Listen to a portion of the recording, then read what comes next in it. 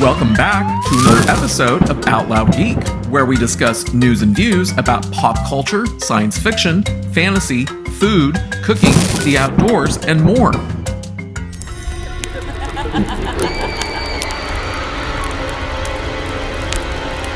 As many of you may already know, and as I talked about in a video that I had released a few days ago, Indiana Jones and the Dildo of Destruction, as I prefer to call it, is a huge box office flop that doesn't have a chance of breaking even. And it may end up being a bigger flop than Warner Bros. Discovery's failed superhero movie, The Flash, starring Ezra Miller. To understand why the new Indiana Jones movie is flopping, let's take a look at what may be some of the contributing factors. First, let's consider the franchise itself. Indiana Jones was created by George Lucas, who also created Star Wars and Willow. Its first movie, Raiders of the Lost Ark, was released in theaters 42 years ago in 1981, and it starred a then physically healthy and vibrant Harrison Ford, who had already become a superstar thanks to his portrayal of Han Solo in the original trilogy Star Wars movies. In fact, Raiders of the Lost Ark premiered only 1 year after Ford had starred in Star Wars V: The Empire Strikes Back. And Ford's character in that movie played a pivotal role throughout, as it was almost equally important to Mark Hamill's character, Luke Skywalker. So before Raiders of the Lost Ark had premiered, Harrison Ford was essentially already a superstar, and Raiders catapulted his stardom even higher because he was the movie's protagonist rather than being a major secondary character. Lucas had first conceived of the idea of Indiana Jones in 1973, which was 50 years ago, and had based it on the popular action movie serials from the 1930s and the 1940s. But it wasn't until he was vacationing in Hawaii in 1977 to get away from the popularity of Star Wars that he ran into Steven Spielberg, who was also vacationing after having worked on his major sci-fi film, Close Encounters of the Third Kind.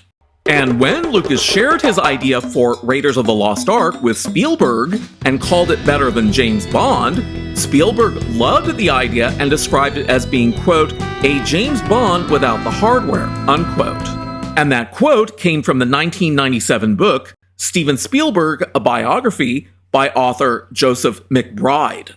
While the character of Indiana Jones is the glue that binds all of these movies together, he, like the actor who portrays him, has aged. During the early movies that premiered between 34 and 42 years ago, he was a much younger, active, stronger, and swashbuckling character with a lot of bravado and an incredibly strong sense of duty to preserve the fantastical historical artifacts that he finds for the public good and to preserve them from falling into the wrong hands where they could be misused. And the latter part of that previous sentence essentially describes the recurring core plot for all of the Indiana Jones movies. But in Kathleen Kennedy's Indiana Jones and the Dildo of Destruction, Jones is presented as an old, broken down, depressed, alcoholic curmudgeon once the story reaches the film's present day of 1969.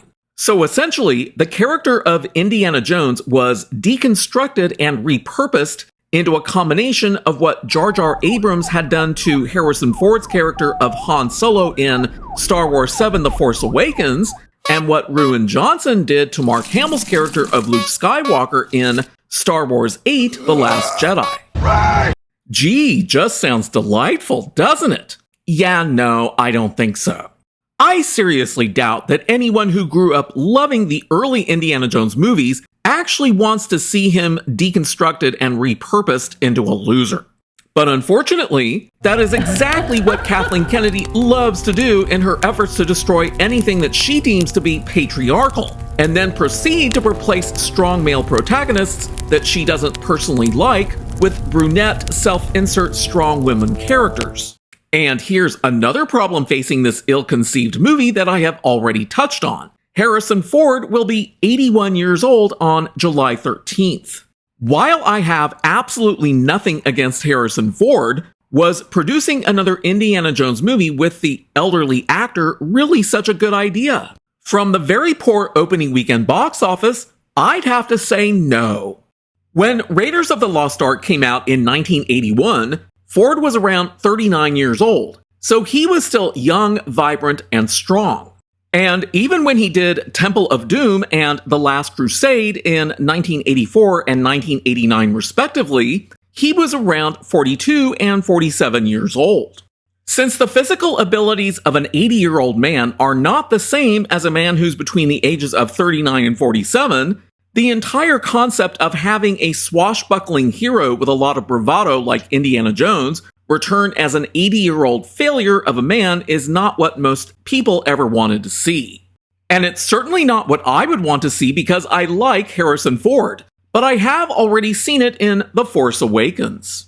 Yet this movie goes beyond the fact that Ford is 80 years old. It transformed his character into an 80-year-old alcoholic curmudgeon who then gets dragged into yet another swashbuckling adventure without his former youth and vibrancy by the new character, Helena, who is supposed to be Jones's goddaughter and is played by actress Phoebe Waller-Bridge. And based on many audience member reviews that have been posted, she is mostly despised. Usually as actors age, they'll typically take on age-appropriate roles that they are more fully capable of doing. CGI is not a fountain of youth that can undo the natural aging process that any actor is experiencing. And no matter how much the technology was used in order to de-age Ford to make him appear many decades younger than he actually is during the first scenes of the movie, the audience can see through that because they know he's 80 years old. And knowing that makes it essentially impossible for most to suspend their disbelief, which in a movie like Indiana Jones, suspension of disbelief is crucial for an audience to be able to enjoy a movie. So who exactly then is the movie Indiana Jones and the Dildo of Destruction intended for? Summer blockbuster movies are generally intended for the 18 to 34-year-old demographic. But this movie screams nostalgia, which means that the audience that it will more than likely appeal to the most will be those who grew up watching the original Indiana Jones movies in the 1980s or shortly thereafter in the 1990s when the movies were in early syndication. And that 1980s audience was probably largely composed of people who were between the ages of 10 to 18 years of age in 1981 when Raiders of the Lost Ark premiered. Since that was 42 years ago, today, those same people would be around 52 to 60 years old.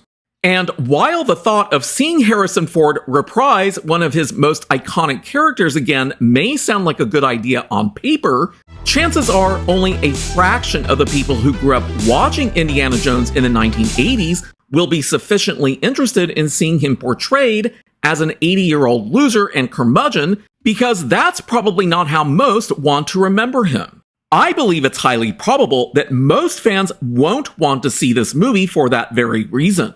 And for those who know what was done to Han Solo and Luke Skywalker in Kathleen Kennedy's disastrous Disney Star Wars sequel trilogy, why would they want to see similar treatment being applied to Ford's other most iconic character? Something else that needs to be kept in mind is that not everyone who saw Raiders of the Lost Ark and its two sequels in the 1980s is still alive today.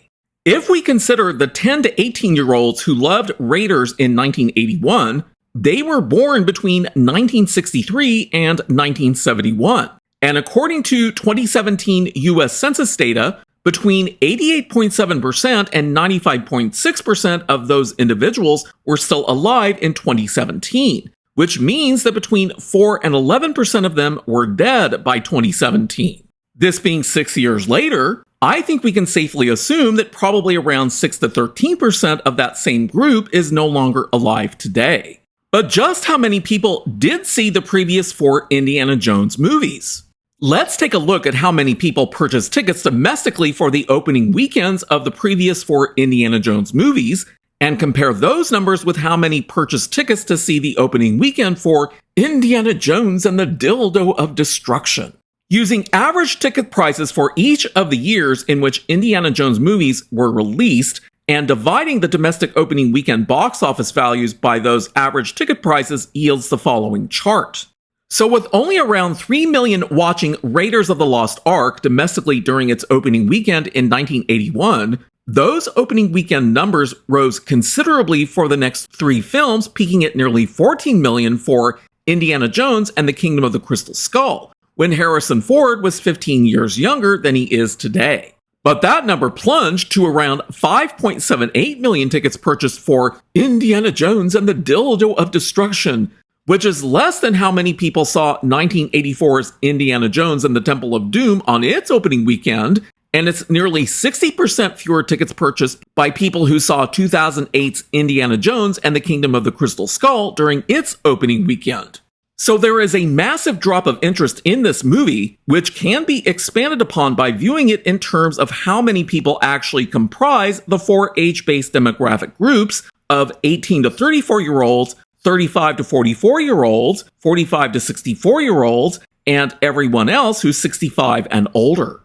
By using 2022 US Census data that shows how many people are currently alive at each age from 0 to 100 years old or more, I was able to generate a histogram for these four age-based demographic groups, showing how many people are in each one.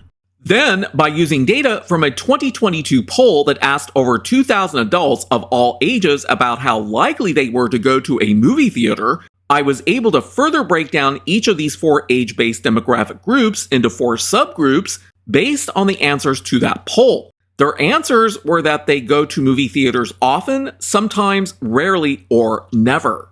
So, following my earlier assumption that the most likely group to want to see this newest Indiana Jones movie were those who were between the ages of around 10 to 18 years old in 1981, which places their ages today at around 52 to 60, that group is now part of the 45 to 64 demographic today, which is the third stack bar from the left. And if we look at the go-to movie theaters often subgroup, which is in blue, we find a number of around 5.78 million people, which is almost exactly the same as the number of people who purchased tickets to see Indiana Jones and the Dildo of Destruction during its opening weekend. Naturally, I was shocked when I saw two nearly exactly matching numbers coming from two completely different sources of data, but I also knew this was likely a statistical coincidence. But what it does say to me is that this movie managed to pull in people who like to go to movie theaters often, but probably very few who only sometimes go. It also tells me that while the majority of moviegoers who saw this fifth Indiana Jones movie were probably in the 45 to 64 demographic, there were likely some from the adjoining demographics, but I highly doubt that there were many from the 18 to 34 demographic. So thanks to how poorly written and conceived Indiana Jones and the Dildo of Destruction is, it drove away far more prospective moviegoers than it attracted, because that 5.78 million person subgroup is only 30.5% of the total number of people who ostensibly fall into the go to movie theaters often group regardless of age. Had this movie been able to attract a lot more people outside of the 45 to 64 demographic, especially from the 18 to 34 demographic, then its opening weekend box office numbers could have been much higher. But I am of the opinion that given the age of Harrison Ford and the highly probable lack of familiarity and interest with the Indiana Jones franchise in the 18 to 34 demographic, that this movie should never have been made in the first place. It was doomed to fail before they even started to film it. The three original Indiana Jones movies, Raiders of the Lost Ark, Temple of Doom, and The Last Crusade, were made in 1981, 1984, and 1989, respectively. So the youngest of those three movies is The Last Crusade, having premiered 34 years ago as of the time that I am recording this video in 2023. This means that within the 18 to 34 demographic, the only overlap between them and the original Indiana Jones movies is the oldest part of that demographic, the 34-year-olds who, when The Last Crusade premiered in 1989, were newborns. Thus, everyone who was born in or after 1989 until the present day encompasses the 18 to 34 demographic and everyone else who is even younger. And how many people does that represent? 144.75 million people, which is 43.4% of the entire US population.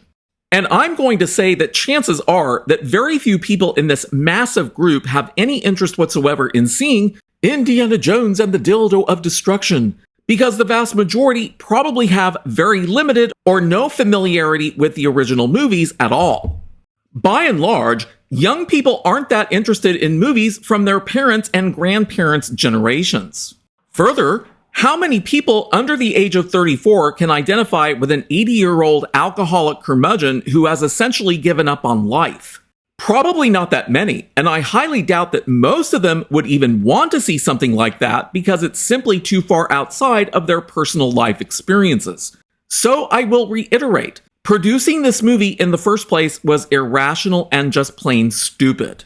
There is likely only one reason why Indiana Jones and the Dildo of Destruction was produced, because Kathleen Kennedy wanted it. While no one else wanted it, she did, and that was all that likely mattered, and probably to the chagrin of George Lucas and Steven Spielberg. It's obvious that Harrison Ford didn't mind doing it because, succeed or fail, he got paid. And that's probably the only thing that actually mattered to him at this point in his life. At 80 years old, I doubt he cares one way or the other whether people liked the film or not. But for Disney, this is yet one more very expensive flop that they have to contend with, along with Pixar's animated movie Elemental, their live-action race-swapped remake of The Little Mermaid, and Marvel Studios' Ant-Man and the Wasp: Quantumania. Will Kathleen Kennedy remain as president of LucasFilm after all of this? I don't honestly know. But if Bob Iger does nothing after this, maybe the shareholders will start a new attempt to get one of their own onto Disney's board of directors. Thanks for watching today, and a huge thanks to everyone who has subscribed to our channel. We appreciate your support. If you enjoyed this video, please press the like button, and please feel free to share a comment. If you'd like to see more of our videos in the future and help support this channel, please press the red subscribe button, and please press the bell to receive notifications for new content. You can also find us on Facebook and Twitter by clicking on the links in the description. Until next time, this is Out Loud Geek.